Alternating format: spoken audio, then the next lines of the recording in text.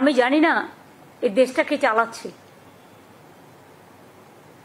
মানুষের জীবন সংকটে প্রতিদিন প্লেনে উঠছে নামিয়ে দিচ্ছে, উঠছে নামিয়ে দিচ্ছে। কত মানুষ মারা গেছে আজ পর্যন্ত কেউ জানে না। এমনকি বেচারা ডাক্তার হবে বলে জুনিয়র ডাক্তাররা যারা হস্টেলে ছিলেন তাদের প্রাণ পর্যন্ত চলে গিয়েছে। আরো কত মানুষ ওখানে নানা কাজে আসতেন, কাছাকাছি ছিলেন, তার পুরো সংখ্যাটা কেউ আমরা জানতে পারিনি।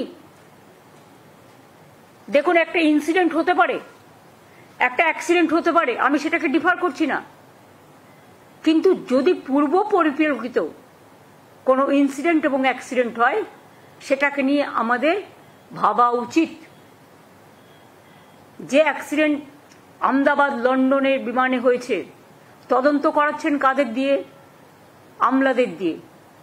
আমি তো যতদূর জানি, আমি যখন রেল মিনিস্টার ছিলাম, রেল অ্যাক্সিডেন্ট হলে আমাদের একটা রেলওয়ে সেফটি রিভিউ কমিটি থাকতো, তারা তদন্ত করত।